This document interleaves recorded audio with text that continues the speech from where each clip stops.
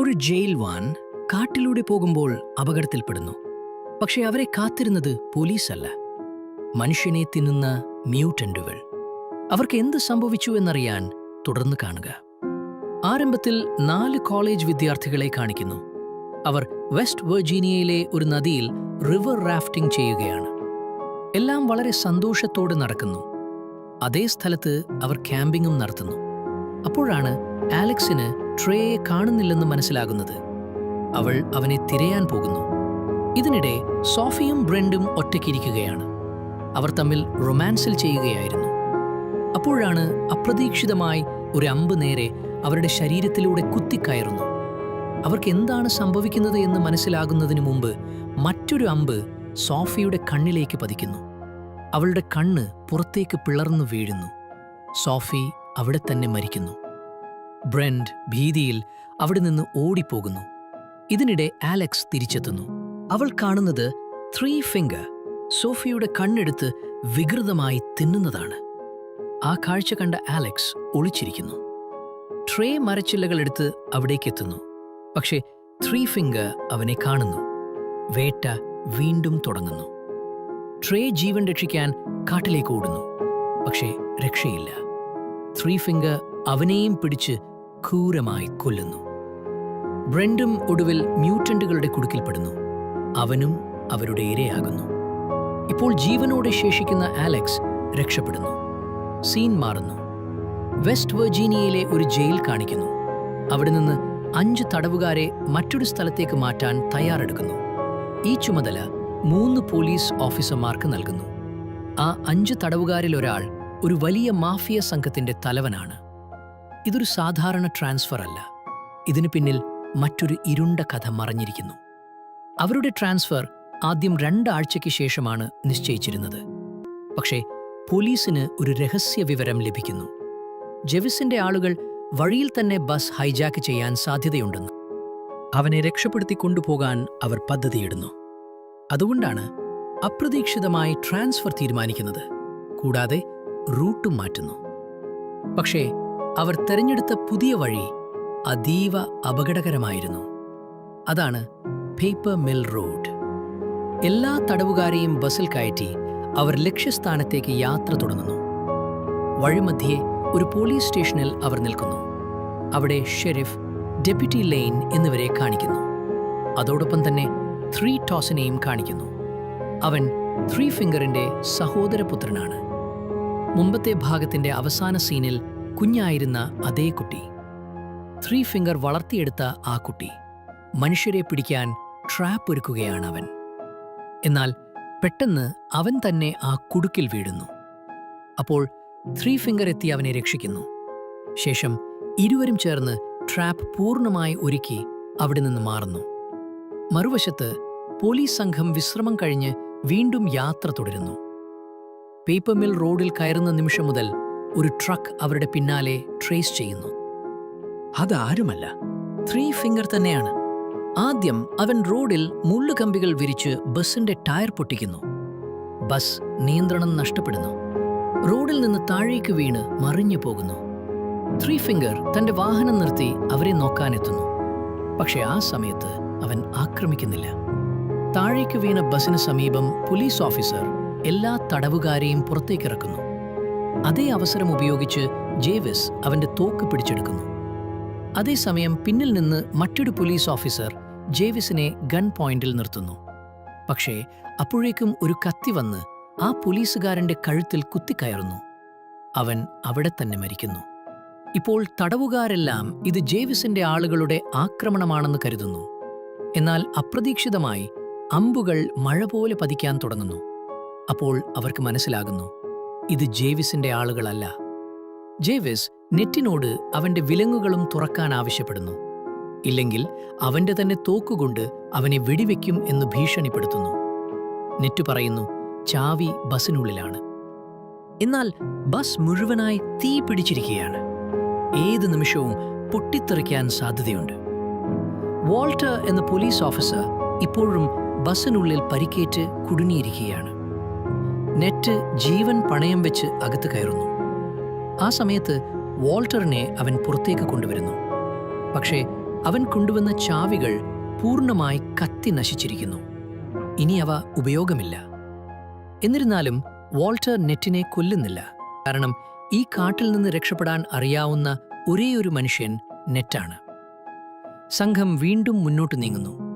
അപ്രതീക്ഷിതമായി കുറ്റിച്ചെടികളിൽ നിന്ന് ഒരു പെൺകുട്ടി പുറത്തു ചാടി നെറ്റിനെ സമീപിക്കുന്നു. അവൾ മറ്റാരുമല്ല, ആലക്സ്. കഥയുടെ തുടക്കത്തിൽ ത്രീ ഫിംഗറിൽ നിന്ന് രക്ഷപ്പെട്ട അതേ പെൺകുട്ടി. അവൾ പറയുന്നു, ഈ കാട്ടിൽ ഒരു മ്യൂട്ടന്റ് ജീവിക്കുന്നു.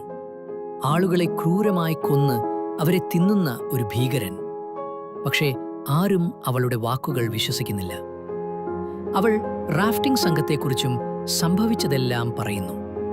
അത് കേട്ട് ജെവിസ് അവളോട് അവരുടെ പഴയ ലൊക്കേഷനിലേക്ക് കൊണ്ടുപോകാൻ ആവശ്യപ്പെടുന്നു. അവളെ തോക്ക് ചൂണ്ടി ഭീഷണിപ്പെടുത്തി. നിർബന്ധമായി ആലക്സ് വഴികാട്ടിയായി മുന്നോട്ട് നടക്കുന്നു. വഴിയിൽ അവർ ഒരു ബസ് കാണുന്നു, പൂർണ്ണമായി മറഞ്ഞ നിലയിൽ, പിന്നിലെ വാതിൽ പൂട്ടിയ നിലയിൽ. ജെവിസ് നെറ്റിനെ അവന്റെ ക്യാപ്പ് പരിശോധിക്കാൻ അയക്കുന്നു. അവിടെ നിന്ന് നെറ്റിന് ഒരു ചാവിയും ഒരു തോക്കും കിട്ടുന്നു. ആ തോക്ക് അവൻ വാൾട്ടറിന് നൽകുന്നു. ശേഷം അവർ വാൻ തുറന്ന് പരിശോധിക്കുമ്പോൾ അകത്ത് നിറഞ്ഞുകിടക്കുന്ന പണച്ചാക്കുകൾ കാണുന്നു. അത്രയും പണം കണ്ടപ്പോൾ എല്ലാവരും ഞെട്ടുന്നു. ജെവിസ് എല്ലാവരോടും 22 ബാഗുകൾ എടുത്ത് മുന്നോട്ടു പോകാൻ പറയുന്നു. എല്ലാവരും ബാഗുകൾ എടുത്ത് തയ്യാറാകുന്നു. പക്ഷെ വാൾട്ടർ ഗുരുതരമായി പരിക്കേറ്റിരുന്നു. അവന് ബാഗ് എടുക്കാൻ കഴിയുന്നില്ല. ജെവിസ് അവനെ ബലമായി നിർബന്ധിക്കുന്നു. അവസരം കണ്ട വാൾട്ടർ ജെവിസിനെ വെടിവെക്കാൻ ശ്രമിക്കുന്നു. പക്ഷെ തോക്കിൽ ഒരു ബുള്ളറ്റ് പോലും ഉണ്ടായില്ല. ഒരു നിമിഷം പോലും വൈകാതെ ജെവിസ് അവന്റെ തലയിൽ വെടിവെക്കുന്നു. വാൾട്ടർ അവിടെ തന്നെ മരിക്കുന്നു. ഇത് മുഴുവൻ നെറ്റ് കണ്ടുകൊണ്ടിരിക്കുന്നു. എന്നാൽ അവന് ഒന്നും ചെയ്യാൻ കഴിയുന്നില്ല. ജെവിസ് എല്ലാവരെയും മുന്നോട്ട് നീങ്ങാൻ ഉത്തരവിടുന്നു. മുൻപിൽ ആലക്സ് നടക്കുന്നു. കാരണം വഴിയറിയുന്നത് അവൾക്ക് മാത്രമാണ്. നടക്കുന്നതിനിടെ അവളുടെ കാൽ ത്രീ ഫിംഗർ വെച്ച ട്രാപ്പിൽ കുടുങ്ങുന്നു. നെറ്റ് അവളെ രക്ഷിക്കുന്നു. എന്നാൽ അതേസമയം ത്രീ ഫിംഗർ ഒളിച്ചിരുന്ന സ്ഥലത്ത് നിന്ന് പെട്ടെന്ന് പുറത്തേക്ക് ചാടുന്നു. അവൻ ആക്രമിക്കുന്നു. ജെവിസ് വെടിവെച്ച് അവനെ താഴെയിടുന്നു. അത് കണ്ട ആലക്സ് പറയുന്നു, ഇതവൾ കണ്ട മ്യൂട്ടന്റ് അല്ല, ഇത് മറ്റൊരാളാണ്. ഉടൻ ജെവിസിന്റെ മനസ്സിൽ ഒരു പദ്ധതി ഉണ്ടാകുന്നു.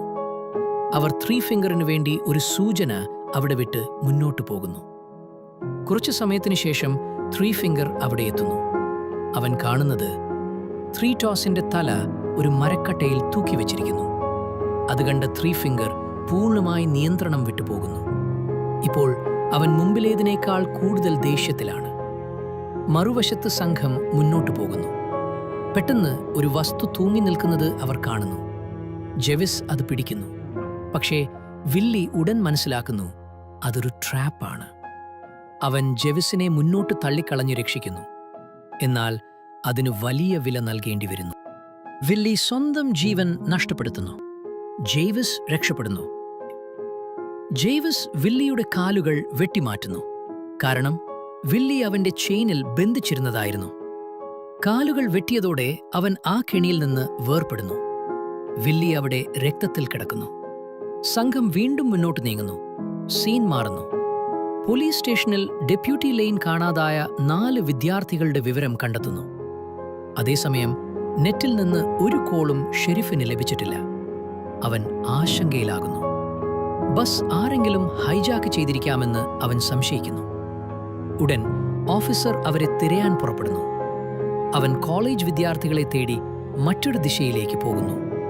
മറുവശത്ത് സംഘം ഒരു തകർന്ന പഴയ ക്യാബിനിലെത്തുന്നു. അവിടെ ചില ഉപകരണങ്ങൾ കണ്ടെത്തുന്നു.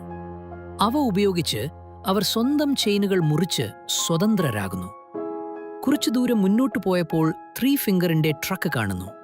ഇതൊരു ട്രാപ്പാണെന്ന് എല്ലാവർക്കും അറിയാം.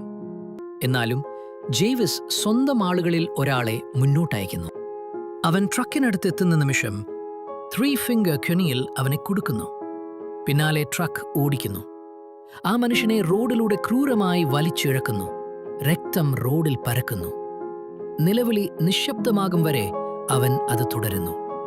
അതേസമയം പിന്നിൽ നിന്ന് ഫ്ലോയ്ഡ് അവസരം കാണുന്നു. അവൻ ജെവിസിനെ ആക്രമിക്കുന്നു. അവനെ കൊല്ലാൻ ശ്രമിക്കുന്നു. ഈ അവസരം ഉപയോഗിച്ച് ആലക്സും നെറ്റും അവിടെ നിന്ന് ഓടിപ്പോകുന്നു. ജെവിസ് ഫ്ലോയിഡിനെ ക്രൂരമായി മർദ്ദിക്കുന്നു. അവൻ പകുതി മരിച്ച നിലയിലെത്തുന്നു. അവനെ അവിടെ വെച്ച് അവർ മുന്നോട്ടു പോകുന്നു.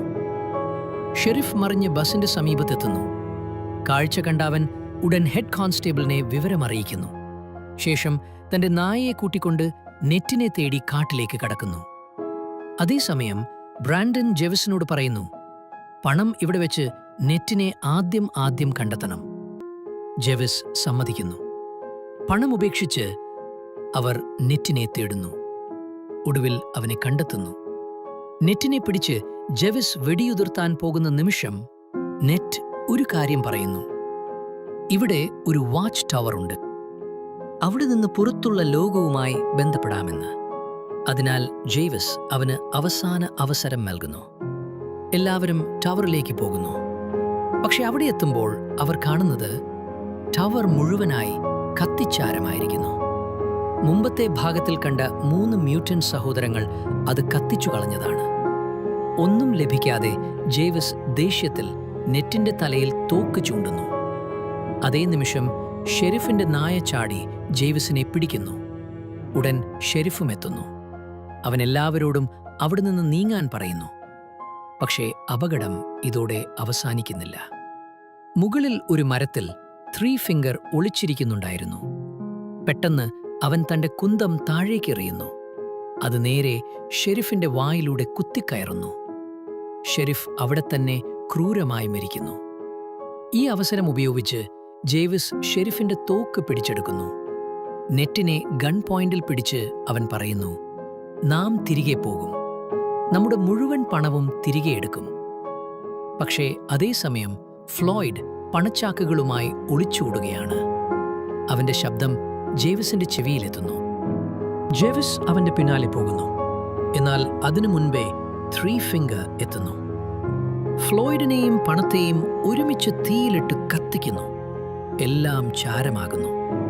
എല്ലാവരും ജീവൻ രക്ഷിക്കാൻ ഓടുന്നു. പക്ഷെ വീണ്ടും 3 ഫിംഗറിന്റെ ട്രക്ക് അവരുടെ മുന്നിലെത്തുന്നു. ഈ തവണ ജെവിസ് ആലക്സിനോട് ട്രക്കിന്റെ അടുത്തേക്ക് പോകാൻ നിർബന്ധിക്കുന്നു. ആലക്സ് മുന്നോട്ടു പോകുന്ന നിമിഷം 3 ഫിംഗർ അവളെ പിടിച്ച് ട്രക്കുമായി അവിടെ നിന്ന് മറയുന്നു. നെറ്റ് അവളെ രക്ഷിക്കാൻ ശ്രമിക്കുന്നു, പക്ഷേ സാധിക്കില്ല. ജെവിസ് നെറ്റിനെ വീണ്ടും ഗൺ പോയിന്റിൽ പിടിക്കുന്നു. വെടിവെക്കാൻ പോകുന്ന നിമിഷം പിന്നിൽ നിന്ന് ബ്രാൻഡൻ അവനെ അടിച്ചു വീഴ്ത്തുന്നു. ജെവിസ് ബോധം കെട്ടു വീഴുന്നു. ഇരുവരും വേറെ വഴികളിലൂടെ ഓടിപ്പോകുന്നു. മറുവശത്ത് 3 ഫിംഗർ ആലക്സിനെ വലിച്ചിഴച്ച് തന്റെ വീട്ടിലേക്ക് കൊണ്ടുപോകുന്നു. അവളെ കെട്ടിയിടുന്നു. അവിടെ ഡെപ്യൂട്ടി ലെയ്നിന്റെ മൃതദേഹം കാണുന്നു, ശരീരം നശിച്ച നിലയിൽ. കാട്ടിൽ ബ്രാൻഡൻ രക്ഷപ്പെടാൻ ശ്രമിക്കുന്നു. അപ്പോൾ ജെവിസ് വീണ്ടും എത്തുന്നു. അവനെ അടിച്ച് ബോധം കെടുത്തുന്നു. മുന്നോട്ട് നീങ്ങുമ്പോൾ 3 ഫിംഗർ അവന്റെ മുന്നിൽ പ്രത്യക്ഷപ്പെടുന്നു. ഇരുവരും നേർക്കുനേർ. പക്ഷേ ജെവിസ് ഭയന്ന് ഓടുന്നവനല്ല, അവൻ മ്യൂട്ടന്റുമായി പോരാടുന്നു. ജെവിസ് 3 ഫിംഗറിനെ ക്രൂരമായി മർദ്ദിക്കുന്നു. മുഖം തകർന്ന് രൂപം പോലും തിരിച്ചറിയാനാകാത്ത അവസ്ഥ. ഇപ്പോൾ 3 ഫിംഗർ തിരിച്ചിട്ടടിക്കുന്നു. അവൻ ജെവിസിനെ കീഴടക്കുന്നു, ക്രൂരമായി കൊന്നുതള്ളുന്നു. ശേഷം അവന്റെ തലയോട്ടി പൊട്ടിച്ച് തലച്ചോർ പുറത്തെടുത്ത് തിന്നാൻ തുടങ്ങുന്നു. മറുവശത്ത് നെറ്റ് ഷെരിഫിന്റെ നായയെ കാണുന്നു. ആ നായ അവനെ ആലക്സിന്റെ അടുത്തേക്ക് കൊണ്ടുപോകുന്നു. നെറ്റ് ഉടൻ ആലക്സിനെ അഴിച്ചുവിടുന്നു. അവനെ രക്ഷിക്കാൻ ശ്രമിക്കുന്നു. പക്ഷേ 3 ഫിംഗർ വീണ്ടും എത്തുന്നു. അവൻ ആക്രമിക്കുന്നു. നെറ്റിനെ കൊല്ലാൻ പോകുന്ന നിമിഷം ആലക്സ് ഒരു മരക്കഷ്ണമെടുത്ത് പിന്നിൽ നിന്ന് അവനെ അടിക്കുന്നു. ഈ തവണ അവൻ വീഴുന്നു. അവർ അവന്റെ ട്രക്കെടുത്ത് അവിടെ നിന്ന് പോകുന്നു. പക്ഷേ വഴിമധ്യേ 3 ഫിംഗർ വീണ്ടും അവരുടെ മുന്നിൽ പ്രത്യക്ഷപ്പെടുന്നു. അവൻ പൂർണ്ണമായി മരിച്ചിട്ടില്ല. ട്രക്കിന് മുകളിൽ ചാടി നെറ്റിനെ പിടിക്കുന്നു. ട്രക്ക് നിയന്ത്രണം വിട്ട് ഒരു മരത്തിലിടിക്കുന്നു. തീ പടരുന്നു. അതേസമയം ബ്രാൻഡൻ എത്തുന്നു. അവൻ നെറ്റിനെയും ആലക്സിനെയും പുറത്തേക്ക് വലിച്ചെടുക്കുന്നു. എന്നാൽ 3 ഫിംഗർ വീണ്ടും എഴുന്നേൽക്കുന്നു. അവസാനമായി ആക്രമിക്കുന്നു. ഈ തവണ നെറ്റ് ഒരു ഇരുമ്പ് ടൂൾ നേരെ അവന്റെ തലയിൽ കുത്തിക്കയറ്റുന്നു. ശേഷം അവനെ കത്തുന്ന ട്രക്കിലേക്ക് തള്ളിയിടുന്നു. ഭീകരമായ സ്ഫോടനമുണ്ടാവുന്നു. 3 ഫിംഗറിനൊപ്പം ട്രക്കും പൊട്ടിത്തെറിക്കുന്നു. നെറ്റ് ബ്രാൻഡനെ വിശ്വസിച്ച് അഴിച്ചുവിടുന്നു. അടുത്ത ദിവസം മുഴുവൻ പോലീസ് സംഘം സ്ഥലത്തെത്തുന്നു. നെറ്റും ആലക്സും രക്ഷപ്പെടുന്നു. കുറച്ചു ദിവസങ്ങൾക്ക് ശേഷം നെറ്റ് പണത്തിനു വേണ്ടി വീണ്ടും അതേ സ്ഥലത്തേക്ക് മടങ്ങിവരുന്നു. അപ്രതീക്ഷിതമായി പിന്നിൽ നിന്ന് ഒരാൾ ആക്രമിക്കുന്നു. നെറ്റ് അവിടെ തന്നെ മരിക്കുന്നു. അത് ബ്രാൻഡനായിരുന്നു. വിശ്വാസത്തോടെ വിട്ടയച്ച അതേ മനുഷ്യൻ. ഇപ്പോൾ അവൻ പണമെടുക്കാൻ തുടങ്ങുന്നു. എന്നാൽ പെട്ടെന്ന് മറ്റൊരു മ്യൂട്ടന്റ് അവിടെ എത്തുന്നു. അവനെയും ക്രൂരമായി കൊന്നുതള്ളുന്നു. ഈ പുതിയ മ്യൂട്ടന്റ് ആരാണെന്ന് ആർക്കും അറിയില്ല. അതോടെ കഥ ഇവിടെ അവസാനിക്കുന്നു. ഈ അന്യ മ്യൂട്ടന്റ് ആരാണെന്നറിയണോ? എന്നാൽ താഴെ കമന്റിൽ പാർട്ട് 4 എന്ന് എഴുതാൻ മറക്കരുത്. കണ്ടതിന് നന്ദി.